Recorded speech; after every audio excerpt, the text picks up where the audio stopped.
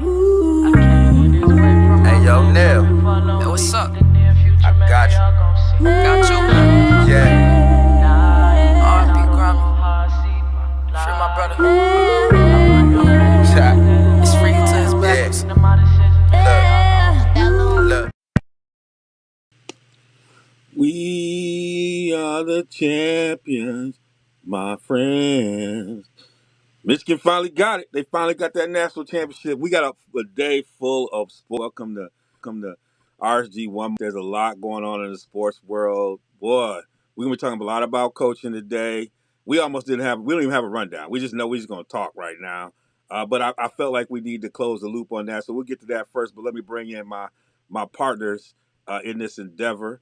My boy from the South Side, Chicago, my man C Hamp. What's up, man? Yes, sir.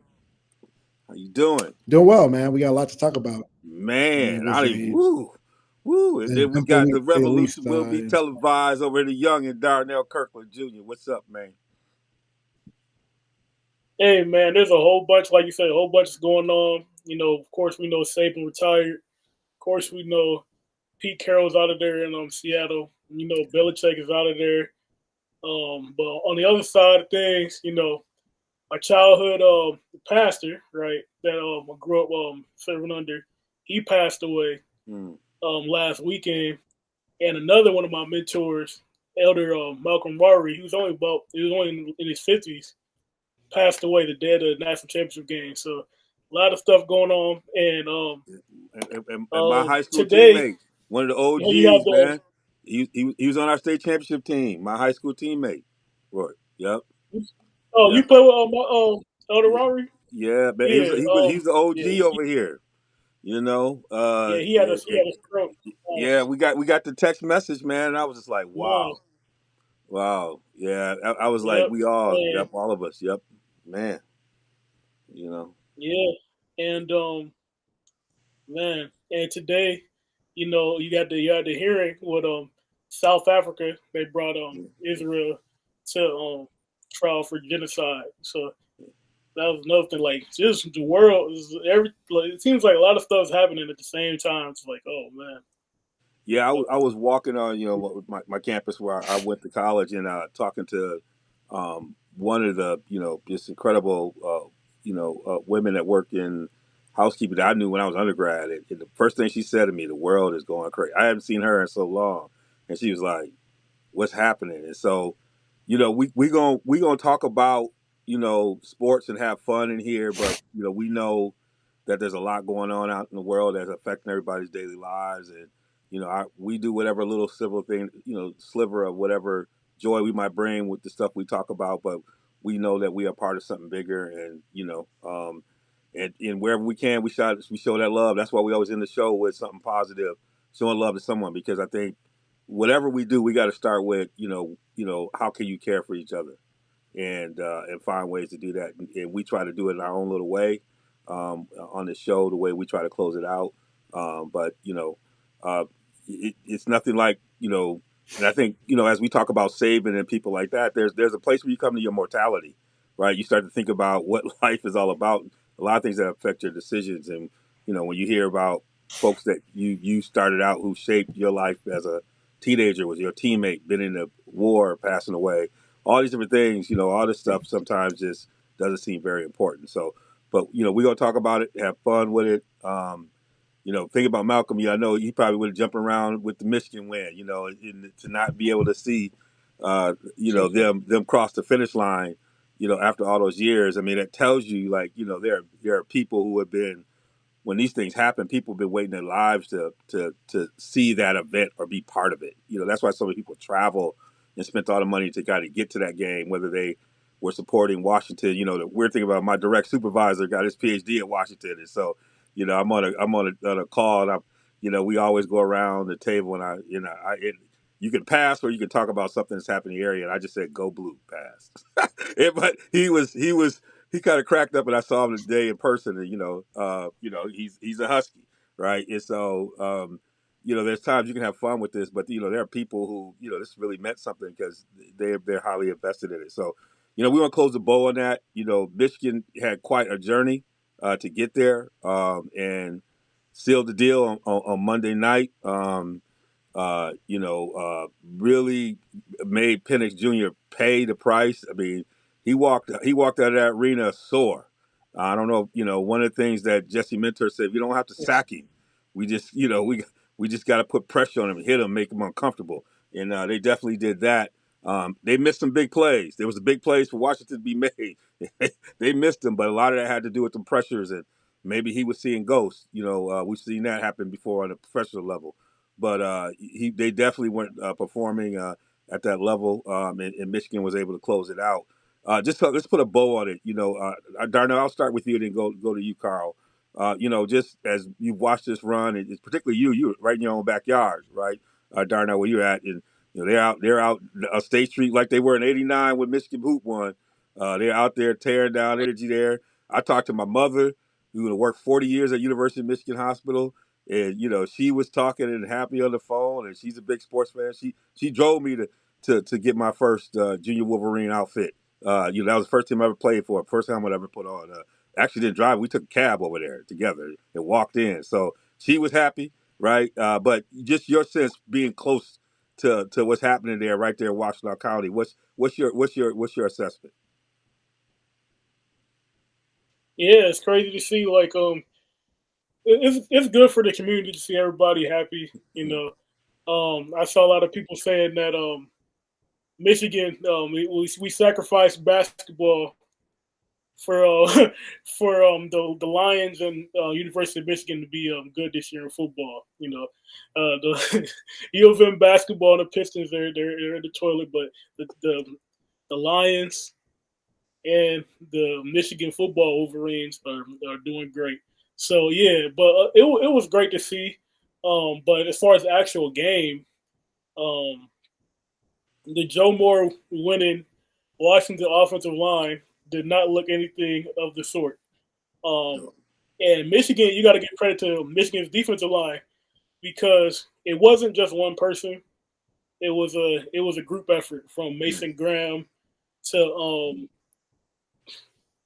Chris Jenkins, and all the way around. Like they're 6-7 deep of players, and they're all making impact over and over and over again. And especially on the interior of the defensive line, they showed up and showed out, and it was never like you said. Penix was never comfortable back there. They pretty much had to give up on the deep game. They just had to keep going to the check down, throwing to Michigan. They never gave up those big plays, and that. And if you look on the other end, to start out the game, you had the haymaker, right, on the ground with Donovan Edwards, who's had a somewhat quiet season this year. He showed what he can really do. He's a home run hitter. He has good vision, great speed. Like you said, from the backyard as well. He went to West Bloomfield. We saw that when he was in high school. We coached against him in scrimmage a few years ago. But yeah, he can really play. And it took a while for Washington to adjust on defense. But that first haymaker, the first couple of haymakers, was created a deficit that they couldn't really climb out of. Yeah, it was kind of like what Georgia reacted when Michigan first got that award, right? And their defensive line and their defense was ready to prove a point, right, on behalf of their offensive line, right, in a way. And it felt like Michigan kind of did that baptism to Washington, who got some great players. Hammer, you're the one who said this was going to be a runaway, so that's why I want to come to you last, give you a little place to just be able to say what you said, because you're the one out of all three of us was like, oh, this is going to be a domination. No, I mean, they're soft. And I told you that beforehand. And killing the Brewers as a soft team, plain simple. And Michigan was a bully on the block, and very happy for Harbaugh, how they dominated. As Darnell talked about, Donovan Edwards came in and balled out like he did at the end of last season. The defensive line, it was just strategically a great game by Michigan. Also just the way Michigan approached it with again with gusto and just bully on the block again.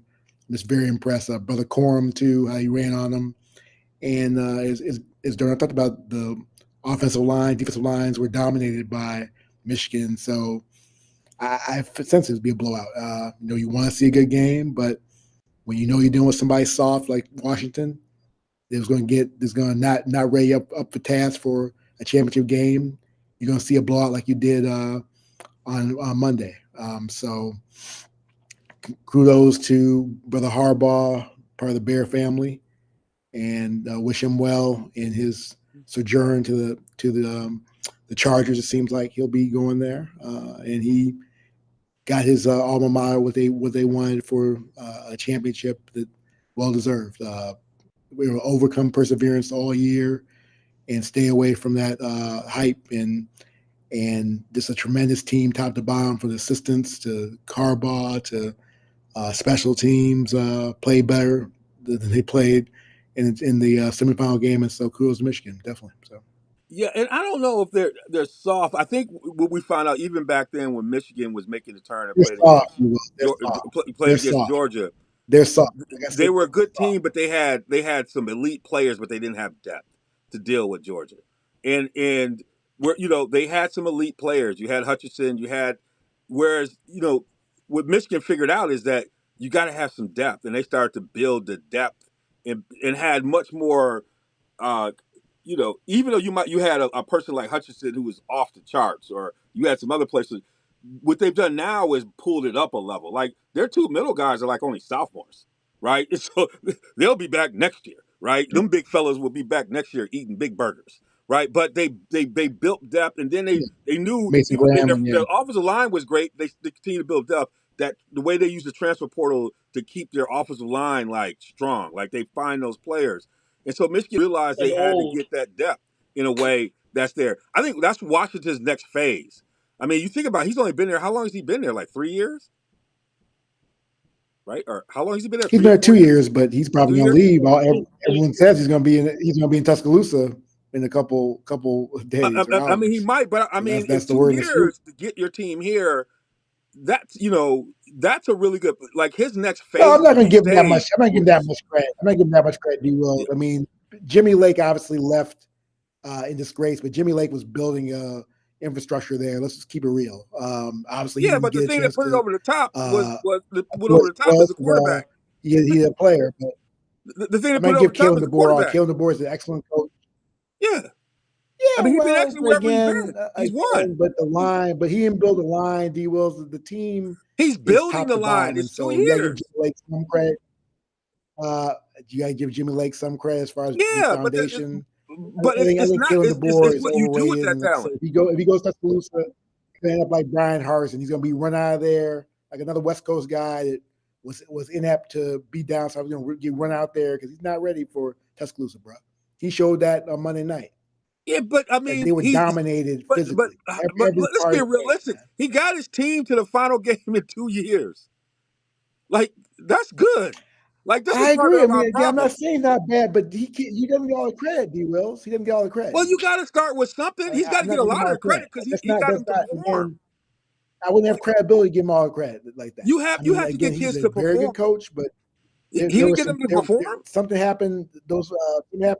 Those 2 years before happened, and also something happened on Monday night too, where his soft team is the reason why he lost, man. He's only been West Coast soft. All right. I'm gonna give you. I'm gonna let you. I told you get a chance to gloat. You did your gloat. You're right. He's soft. We gonna West Coast soft. But so Fowler. I mean, did you see a hard team on Monday night? They got run out the building. No, what I saw was run out the building. But Michigan did the same thing to Alabama. Bro? Why wouldn't they do it to Washington? They did the same thing to Alabama. Nah, they didn't beat them like that game was almost. They gave me I told you, Michigan football is like Canelo. They keep coming up on you. They keep hitting you in that body. And at a certain point, you crumble. At a certain point, you crumble. They just crumbled earlier than Alabama, but at the end of the point, Canelo always gets you to break. He always break you, whether it's early or late. 13 crumble. I mean, man, you don't give them props again. It's nice they made D. Wills. It's nice they made it to the championship game, but Again, sports is about winning the Yeah, big one. They ain't care about losses. what you fail They don't realize care when we about come into losses. stuff we talk about They care about is that winning. winning is a process. Ain't nobody giving Winning them is a kudos for getting their process. butts whipped on Monday. The person we're about And to then we give talk about, kudos for beating Texas. but the thing about it, the It's person we're about going the to talk chip. about understood that winning is a And if he goes to process. Tuscaloosa, they don't hear that mess. Tuscaloosa. But don't He lose a game matter. like that, He he's gonna don't get fired. care. See, sometimes as a coach, Plain you just simple. can't care because most of these people have They never been to care. practice. They care. Most of the people who are doing that have never been to practice, have never had to run gassers. You always talk about How many of those people got opinions diminish ever the had to run fans. gassers? Not very many of them. Again, the fans matter. How many of them have ever won a The championship fans even in matter. middle You know school? that, D.O. The How fans many of them matter. have ever won a championship You even in can middle talk about school? DeBoer all you Hammer. want to. How many people have won championships? Not that many. People don't know what it takes to win. That's true. But So, again, you know, he got it's a dominated, bro. process. He got dominated. They got Yeah, dominated, but he got man. dominated in the final game. They got He was dominated. They got abused. he was. How many Michael games did Penix he looked like he was win beat before he up. got dominated? He beat Texas. Oh, yeah, he won 14, but the last game all Right? that matters, He bro. beat Oregon twice. That's the last game of all that Oregon's matters, a bro. physical team last time I looked. Only can be one. Only can be one. Remember that. Only can be I one. know, but that's the best part of the process, man. Yeah, I don't He understand got you sometimes. It's like He they got only gonna whooped. give out one. I told you. They only give Did I out tell you that one. last week? I told you that you would get whooped. Did I tell you that? Did I They tell you only get give out whooped? Did I one, tell you man. that? Y'all like, oh, it's gonna be a tight, it's gonna be a close game. But Y'all were wishing there's for a a close process to game. But winning. y'all knew how soft they were. Look, there's a process to winning. Sometimes you got to lose to win. Michigan had to lose twice up here to figure out how to win. It's not going. Again, he's either going to go. He's either going to go to the Seahawks or Bama. So he's not going to be there next year. But they still. But it's not like Washington hasn't been a great program. They found other coaches. It ain't like Washington ain't been able to recruit other coaches. Well, Washington's a good program. Yeah, they're not going. They're not going. James Especially Washington out there in Big Ten.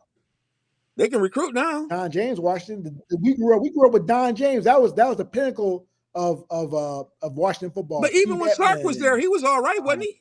And Mark Bruner, that's what we're talking about. We ain't talking about this soft team right now. Come on, Edmund was a player. Edmund was a baller. I'll take a soft team if they're gonna make it. Edmund could have gone anywhere. Edmund was a baller.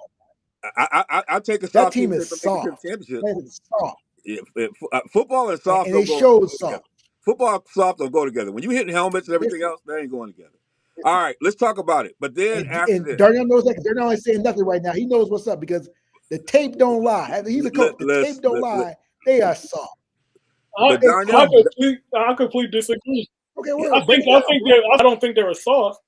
Soft you is sound like a politician, bro. Soft is in the response. You sound like a politician. Let him respond. Let him respond, Cameron. You gotta go ahead, man. You gotta understand when you play football. When you play football, the most disrespectful thing you can say about somebody is that you soft, right? Yeah. And you saw them give up those big runs early on, but come second quarter, they weren't there anymore. Why? Yes. Or was that because they're soft? Did they crumble? Did they go away? No. They decided to buckle their chin strap up and start to compete. Yep. And that's when the game started to closing up. But that's not indicative of a soft team.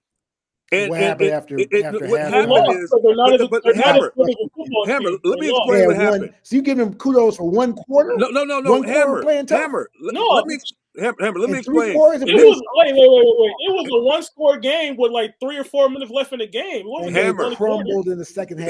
Hammer, let me explain. And this actually came from like a cookie. Hold on.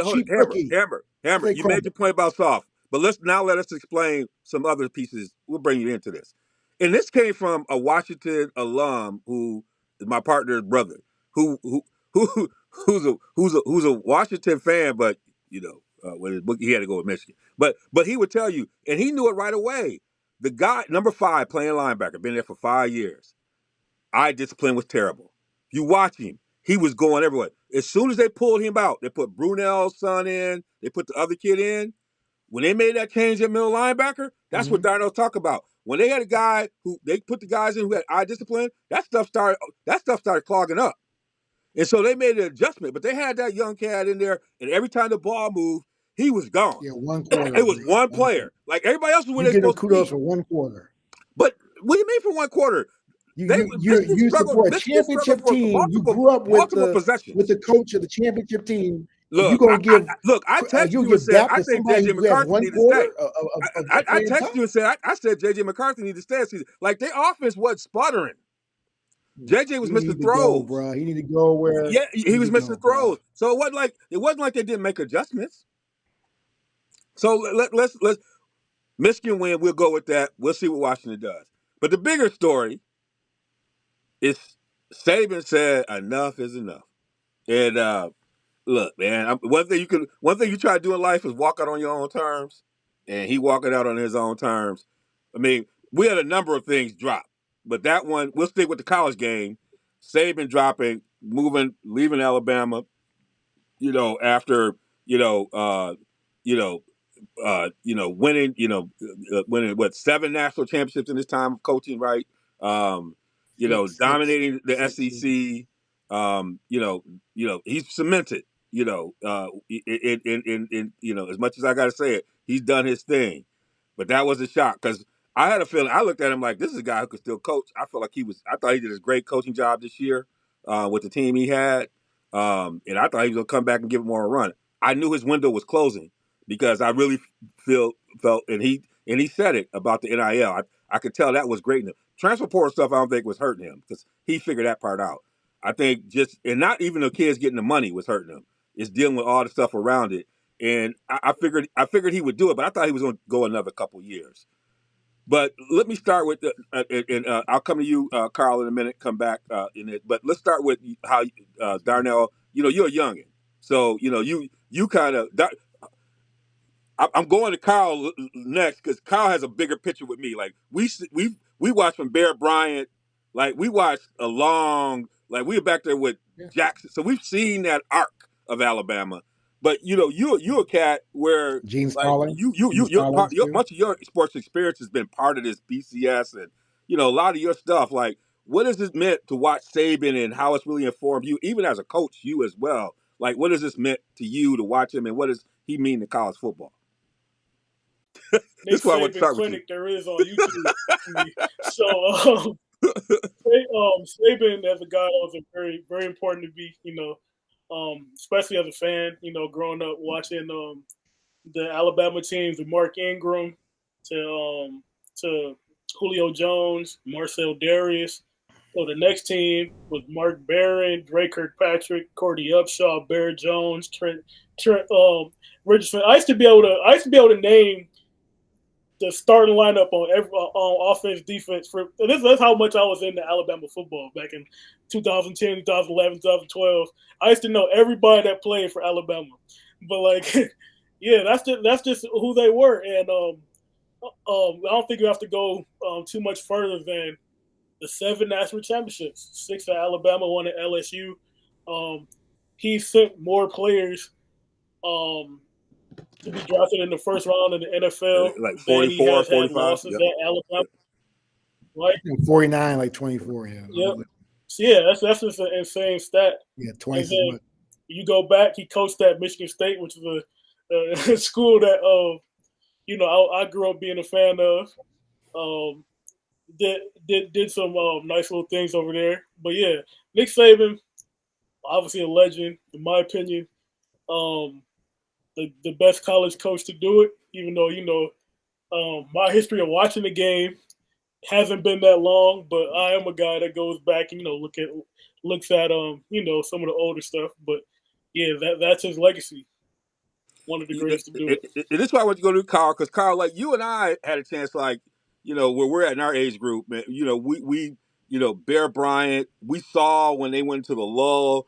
We saw when they had Mike Shula. We saw like the ups and downs of Bama, and then Mike you know Price for like 100 minutes. Mike Price for 100 minutes. I mean, Yep. we saw like over the time, right? And watching Mhm. Bama. I watched back in the day when Bama played against Michigan and Bogan. Like we've seen that, and so when you take this perspective as someone who's like watched that program, watched college football from that perspective, like what does this meant, and where do you see him leaving the game when you have that broader picture of coaches, Jimmy Johnson and all these other folks? No, I think Saban's the best as far as coming back to the game because he went to the NFL game for a couple of years and was mediocre, but coming back and the culture he brought to Bama, the Bama was lacking with Mike Shula, and really only had was only doing well with Gene Stallings. That 1 year, our brother Sean Frazier was on that team, with Dabo Sweeney and others, Mario Morris, people we know, others. But you look at the fact, the alums he brought, the championships he brought, the excellence he brought, was just second to none. And so, again, I'm not shocked like you that he retired. I think that Saban was losing it, not to those decisions he made with Tommy Reese. I thought was a really bad hire, and it showed in the championship game in the semifinal against Michigan. The offense was inept, and then Kevin Steele really. I mean, he even admitted that that Saban was basically DCing in his place, and so he retired too right before Saban did. So, but get back to the positivity. Look at the alums he brought in, the culture, the excellence, people transferring in, the Heisman Trophy winners, just tremendous. And also just again, no scandal, just tremendous as far as it goes. You look at his journey to, as far as from DC of the Browns to Michigan State to Dolphins to Bama and to LSU, as well. You look at, again, an innovative leader who, defensive mind, but played both sides of the ball very well. And you talk about the history. You want to talk about history.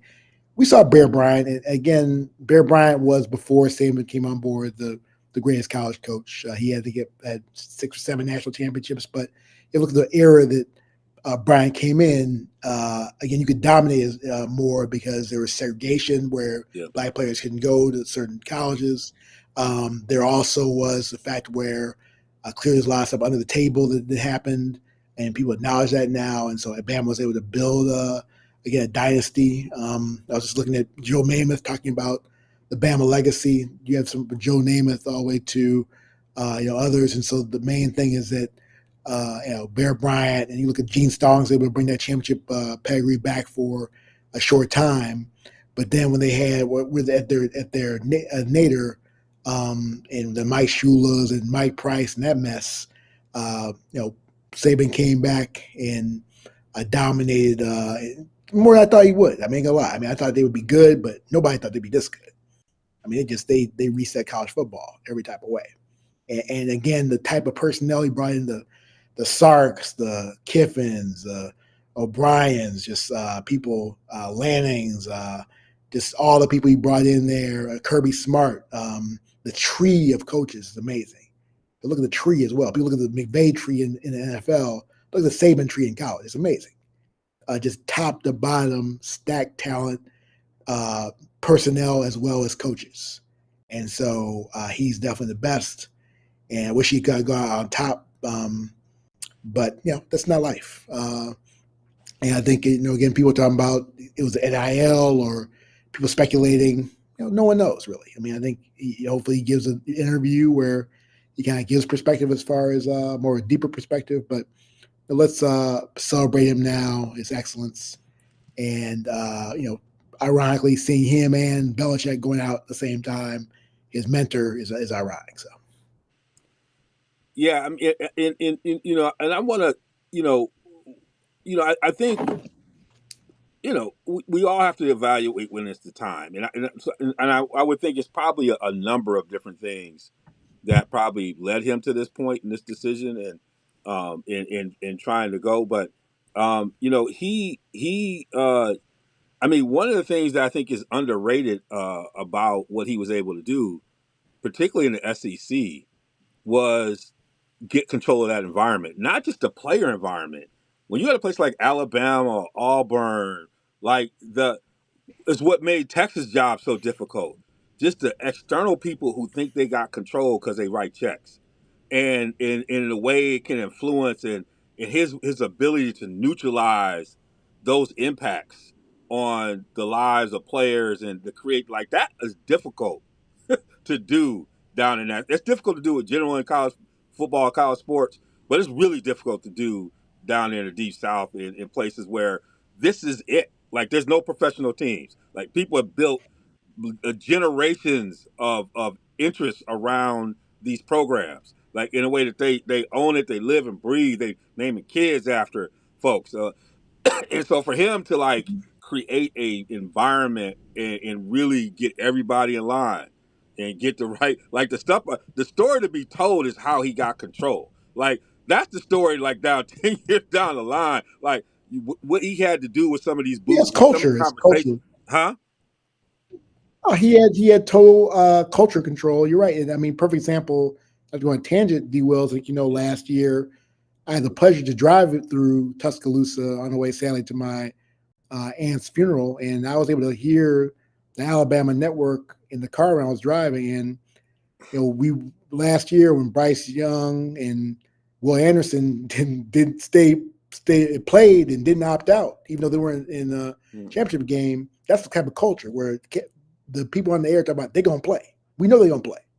And that's the type of culture where they cared about Bama so much that they're willing to sacrifice their pro careers to play their last game and play with their brothers. And that's the type of culture that is second to none as far as it goes. And like I said, overcame the boosters, overcame the external mess, and was able to have a culture where people really were team through and through. Because the average person wouldn't sacrifice that. I mean, Bryce Young was number one pick of the draft. Will Anderson Anderson Jr. was number 3. So they were talking about big money that could have been if they blown up a knee.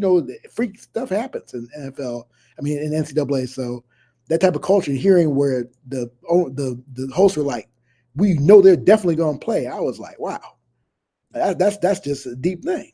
And so that's the thing where you knew he was the best, because if people were willing to sacrifice that type of money to play the last game of Bama. And they showed that to the alums, to the players that were playing right now, the recruits that were coming in, the staff that are coming in. That's the type of dominant culture Saban brought of excellence that, again, is second to none. And so now, after all these years, Alabama, who's, other than hiring assistant coaches and coordinators, has stability at the top of the organization for a long time. And, they had their system in play and set. And now the game is changing. And, there's been a lot of names pushed out there. As we speak, things are probably happening and posting. And there's a lot of names coming up, Dan Lanning.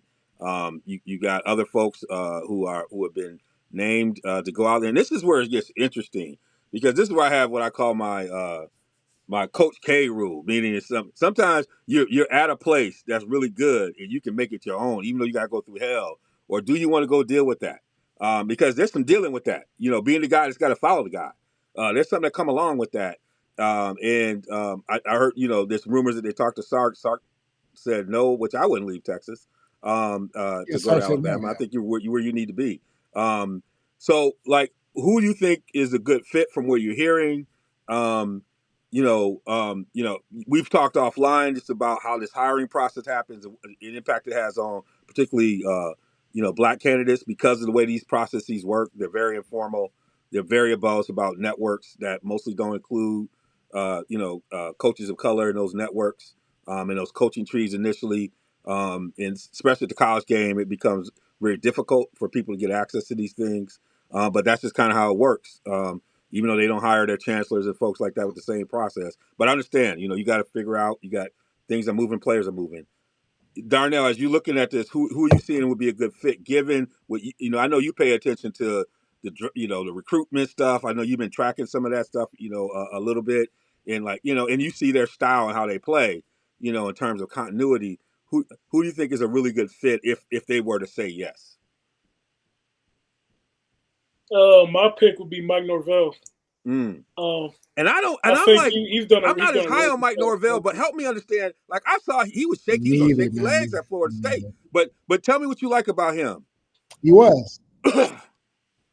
I think he's done a good job building a coach. Like like you're talking about with the culture. I think he fits that. He does a really good job recruiting. He understands the transfer portal. I think he's a really good fit in this modern age of college football. Dan Lanning, he's still on the table, said he's not leaving Oregon. So I wouldn't. I think he's probably off. I can't say that. I can't see Lane Kiffin leaving. I can. I don't know if Lane Kiffin's the right fit. You think he's the right fit for He left Bama? Tennessee for USC. Yeah, but I mean, Hey, but the thing about Lane Kiffin, do you see all the people Lane Kiffin done picked up this year at yeah, Ole yeah, Miss? but that mean they could transfer to Alabama overnight, bro. That's what the transfer portal is about.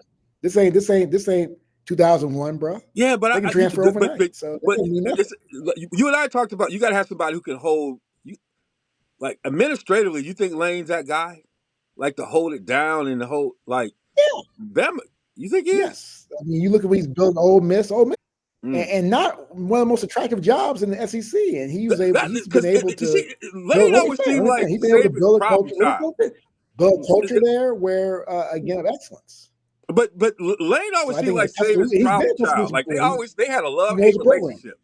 But you think they would do it? Okay, all right, That's Darnell. good. I mean, that's good because that means that he was That means he was challenging Nick, and so that's good. And Man, also, Nick Nick didn't fire him. definitely loved Lane Nick, Kiffin. He loved Lane Kiffin. He love, yeah, but he you loves say he Lane love Kiffin. him. Again, Lane Kiffin's like his son, man. So Yeah. that's not, yeah. So I don't have any problem with that. So But those no, are again, some Norvell interesting has coaches, because Darnell. Norvell's not ready for Okay, what I talked about. Oh, go ahead. No, I got Dabo, and I'll tell you why. Dabble, Yes, the man Dabo. who don't Let me like tell the you transfer why. portal. Let me tell you why. Again, you asked me, I'm gonna tell you I'm why. sitting back on this one. You look at that we're students of history, both you and I, and Darnell too, which was very Yeah, impressive. he was on the 92 team. Yeah, but there's more than that. He's been able, just like Saban did at LSU, he's been able to build a program, a championship program outside of the Bama culture. And that's why I think he has kudos. He can come to the Alabama Tuscaloosa culture, bring the things he did to build up Clemson to a national power. And again, as an alum too, and knowing that program, I think he can really take it to keep it at the level it is, and maybe even excel level it is, because the way he's been able to do it, Clemson has been amazing. And at the ACC, especially, which is not a great conference, Florida State's trying to leave it, and other people trying to leave it. They brought in Stanford and Cal to the ACC. They're so weak, and so yeah, you look at that D Wells, but so I think Dabo definitely. I think as far as the expectation game would be the best fit, because you talk about the other fits that Lanning probably would have been good because but I question that because he really hasn't been dominant at Oregon. He's been very good at Oregon, but he hasn't been dominant at Oregon. And he's been dominated by the Georgia, for instance. And then you look at the fact that the person who's the betting favorite, Kalen DeBoer, you saw what happened on Monday night. They're not going to hear that mess in Tuscaloosa. He'll have to wear a bulletproof vest down there if they put him with a mess like that. So they're not going to have soft in Alabama. And so I think he's kidding himself. He jumps in there. I see him as a Brian Harsin type hire where they're going to run him out of there in a couple of years because he doesn't fit the culture of Bama. He doesn't fit the persona of Bama. And for him to follow Nick Saban would be – that's the one thing, too, that part of the calculus, D. Wills, is you're following Nick Saban. Remember that. It's got to be a dominant figure. It Yeah, but cannot be just the reason under why the Nick was radar. good is And finally, because even though he Mike might Norvell. complain, he gonna adjust. Let me finish. You've already had And a long. I gave you like a long diatribe. I'm trying to tell you we got to all right, disrupt bro. this. Go ahead, bro. Even though It's your show, he, bro. I'm the I'm guest. just saying, but I'm saying your point's been made. But like the point you missing is what made Saban great. Even though he might have complained early on any initiative, whether it was, how they were handling the no huddle stuff or how like football things. He eventually adjusted. Your boy Dabo has vehemently pushed against any of this stuff that's gonna help him, and it's caused him a demise. And so, like Not demise. he has some strong value stuff that is keeping him from entering into this new process that he's going to have to do. And so, why would I bring somebody in who's struggling with that versus some other coaches who are doing very well? That's not an issue.